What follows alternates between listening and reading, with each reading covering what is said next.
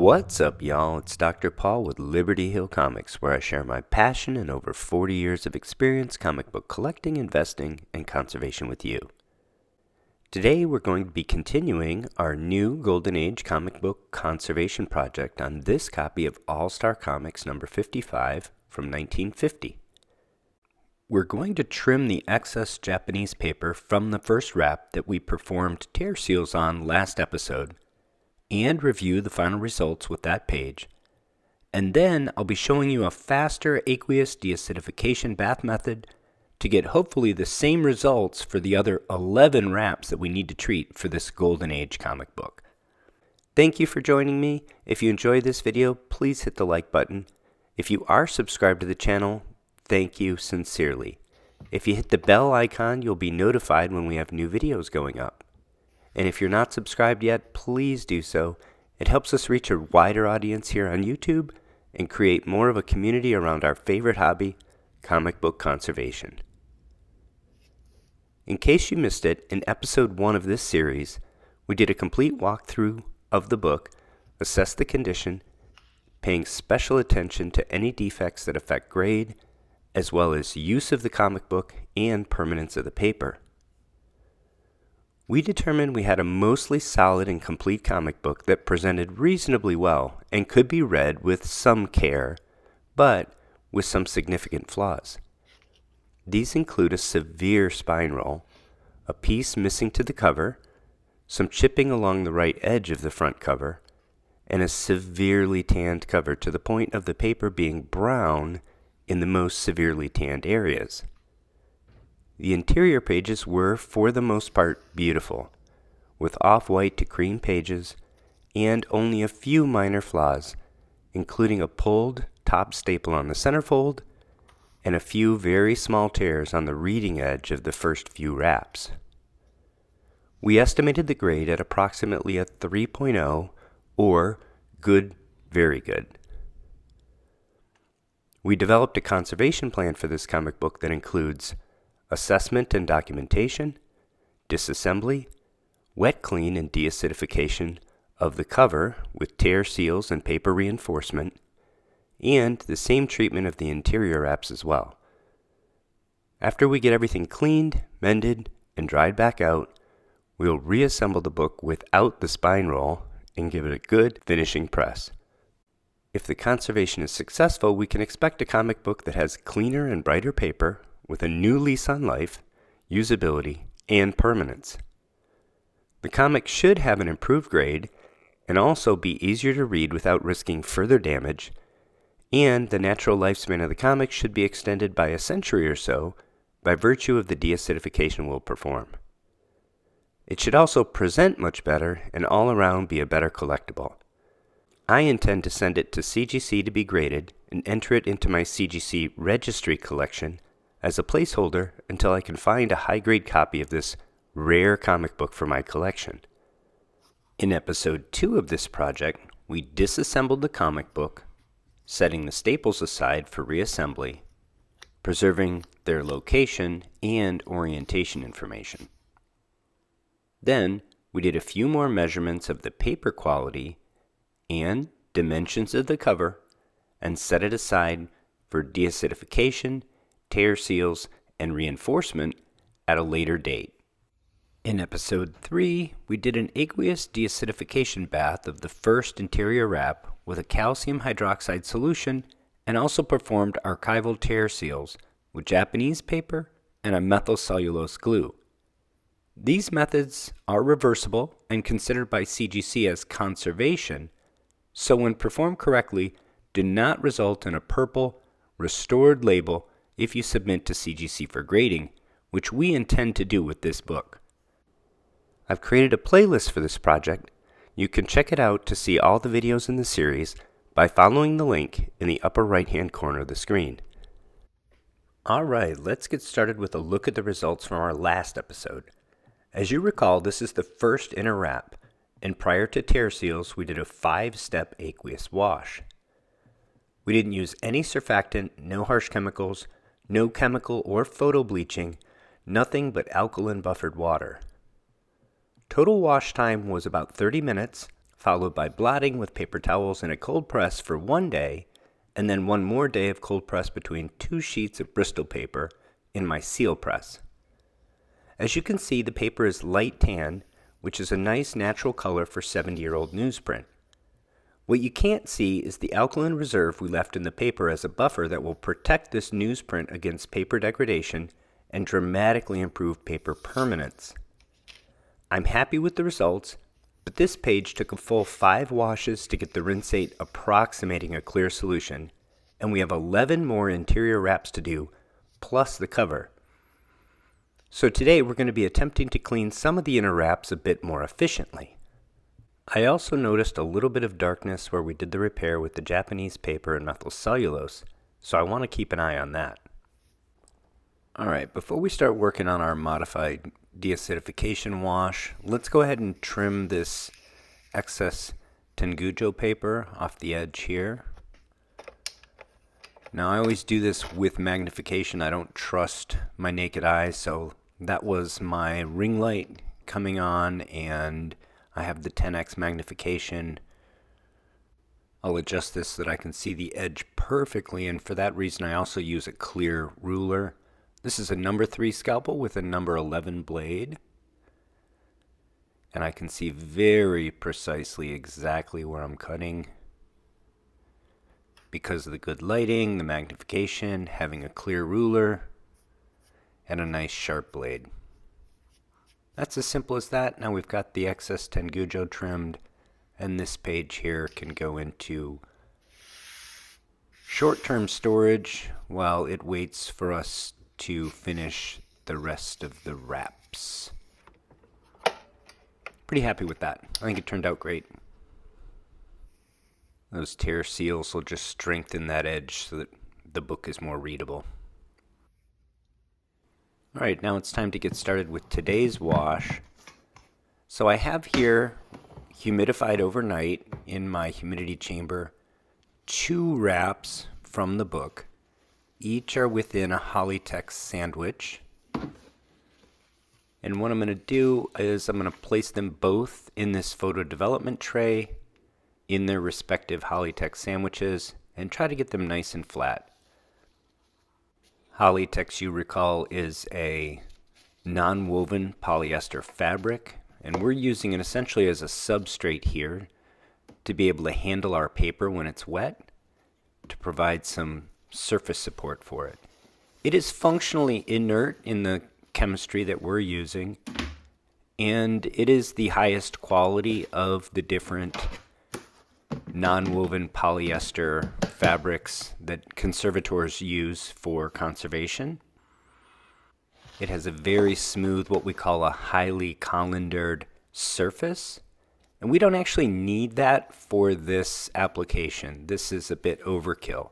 You could use some very inexpensive interfacing or remay here. I happen to use the Hollytex because I bought a roll of it in bulk, which will probably be almost a lifetime supply for me, so I just use it for everything now. I did do a video about the different types of non-woven polyester fabrics that you can use for conservation, and I'll put a link to that, and you can do a little bit of exploring and find out what's going to be best for your project. So I'm spending a little bit of time here just making sure that the pages are centered in the Hollytex and that they're all nice and flat. The purpose of spending that time is to maximize the contact of the surface area of the paper with the aqueous wash. Here's what we're going to do for our first wash. This time we're going to use a surfactant. We're going to use Triton X100. Because I'm going to wash 2 pages together, I'm also going to use a higher volume. So this wash is going to be 600 mils total. It's still going to be 25% saturated calcium hydroxide with the Triton X100, and I'm going to do it for 5 minutes again. I think the Triton X100 is going to give us a better result with fewer total washes and less total time in the aqueous bath. I'm also going to use warm water this time. The last video I showed you, that was just tap water that was room temperature. I'm going to use warm water. For me, that's about 140 to 160 degrees Fahrenheit, or between 60 and 70 degrees centigrade. I like to use this old hot plate. Through lots of experience, I know just how warm it's going to get here. I use warm tap water, and then I use this to just kind of keep the temperature up while I'm adding the Triton X100, which I'm doing here from a syringe. This is an 18 gauge needle. And I'm going to try to do 6 drops. I think that's actually 7, which is not a big deal. And you can see the stir bar, which is a little Teflon coated stir bar, is going to work that in. And over the course of really about 20 seconds, it's going to be completely mixed into the solution. So now I have my warm water, that's 450 mils, with my Triton X100 added. Here's my vessel that I keep my saturated calcium hydroxide in. You can see the white powder on the bottom, indicating it's saturated. We're taking the clear solution off the top, and that was 150 mils. So 150 of the 600 total, again, is going to make this a 25% saturated calcium hydroxide. Nice, safe buffer. I'm going to just mix them both right over the paper. One thing you'll notice immediately, different from last time, the pages are essentially wet instantaneously. And that's a combination of the surfactant and the warm water being used rather than cold. If you recall from last video, without the surfactant, with the cold water, it may have taken us up to 5 minutes just to wet the page, just to overcome the hydrophobicity, since the page is newsprint that has been sized, so it is hydrophobic. So advantage this process, immediately wetting the page. And all I'm doing right now is just making sure I don't have any bubbles either underneath the page or between the pages. Because we're washing 2 pages at a time, I really want to take extra care here to just get some fluid moved around between them and to make sure that we don't have any air bubbles. Air bubbles will give us a spot where we don't have good penetration, good cleaning, because we don't have as much fluid covering the surface of the paper. Satisfied with that, I'm going to set a timer and we'll go 5 minutes. 5 minutes have elapsed, so time to remove this page. And I'm going to set paper towels to the right, as you see me before. And I'm going to pick up now 2 Hollytech sandwiches and use this method where I just roll them off the edge of the photo development tray, which just seems to wring more of the fluid out and give you a better rinse effect. Paper towels do the same thing by blotting the essentially dirty water out of the page while we rinse our photo development tray. I am, of course, going to capture this and we'll take picture. So this rinsate is quite dark. I think pretty similar to what we saw with the rinsate in the last video. This, of course, is 2 pages worth of tanning, but it's also 600 mils as opposed to 400 mils, so maybe double the amount of contamination, but in 50% again more volume, so we'll see how dark it is. Here's a still image of it. Pretty dark is the answer. We'll assemble all of these together at the end, and when we're done with all of our washes, we'll have a look at them together. Clearly we're not done there, so we're going to do another wash. This is going to be effectively the same wash, same volume, same duration, but without the surfactant. So notice no Triton X100 here. And again, I'm going to introduce the 2 solutions to the tray. That's 450 mils of warm water, no surfactant. Here's 150 mils of my concentrated calcium hydroxide. I'm just going to give it a quick tilt to mix it up reasonably. Make sure I don't take my paper towel blotting material with me into the bath. And look how easily the page sets down and wets. No air bubbles under it. I will use my squeegee just to move some of the fluid from under the page to the top of the page and between the page layers. So that's just to give a little bit of flow of essentially the rinsate. So again, 5-minute wash. Here's 5 minutes later. I have some fresh paper towels on the right for blotting.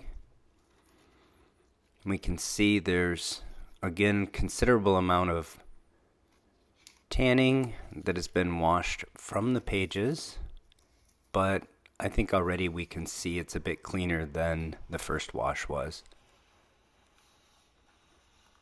This works remarkably well, washing 2 pages at a time.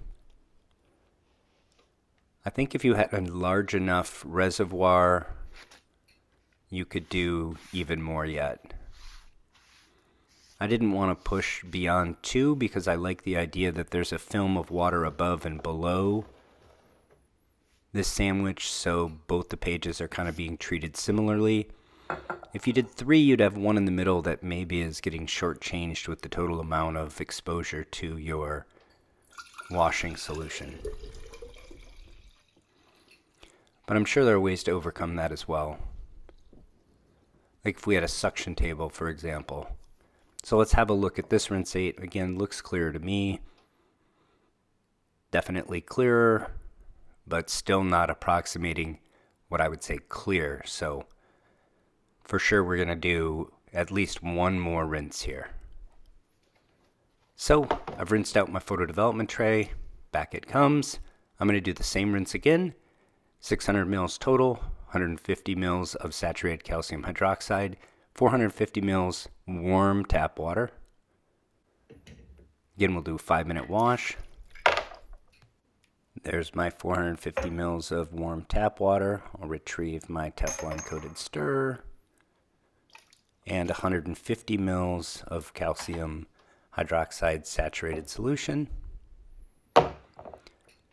Quick rock just to mix it up. And then place my 2 pages back in the wash.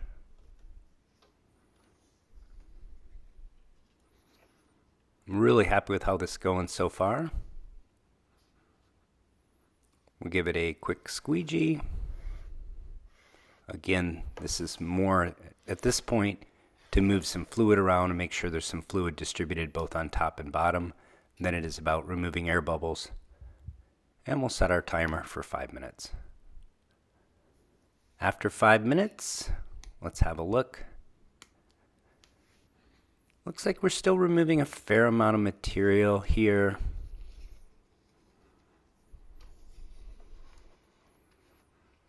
We'll have to wait until we see it in the jar before we judge whether or not we think we're done after 3 total baths.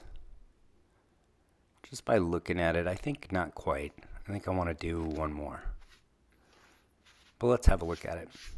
I like to flatten the page on the blotter there. Again, it just sucks the last of the dirty rinsate out of the paper and makes it receive the new fresh rinsate we're about to put on it and really soak it up. That is quite a bit clearer. Let's have a look at a still image just of the rinsate here. I think if I wanted to, I could call it a day here with 3 washes. But that's only 15 total minutes, and I'm kind of all dressed ready for the prom. 5 more minutes is not going to take much energy. So let's go ahead and do one more 5-minute wash. Again, same solution, same duration. So I think probably just one more time here. 450 mils of warm water and 150 mils of saturated calcium hydroxide solution. Give it a little slosh around. Retrieve my Hollytex sandwich containing the 2 wraps.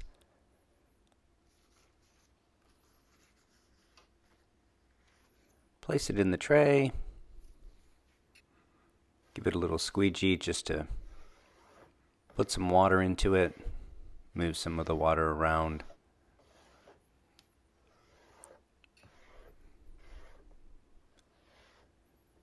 And then set what should be our last 5-minute timer.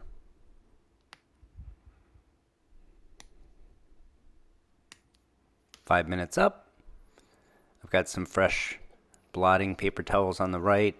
I've moved my hobby mat because I'm going to go most likely from this rinse, and you can see the rinsate now is pretty clear.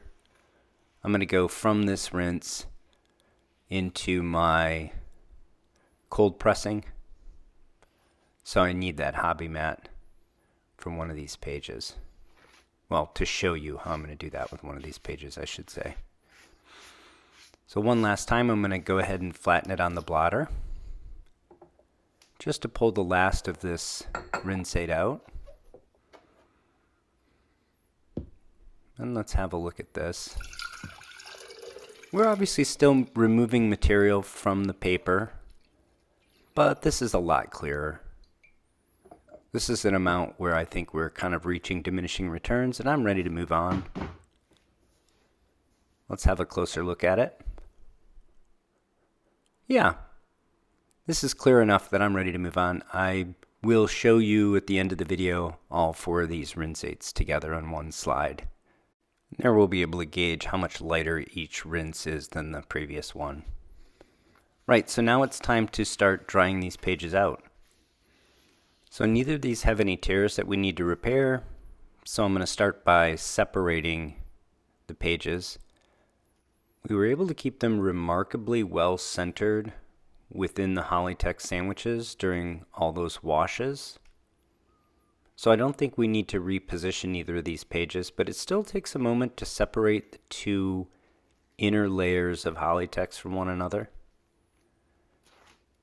And there we have our page where we can safely manipulate it and move it around.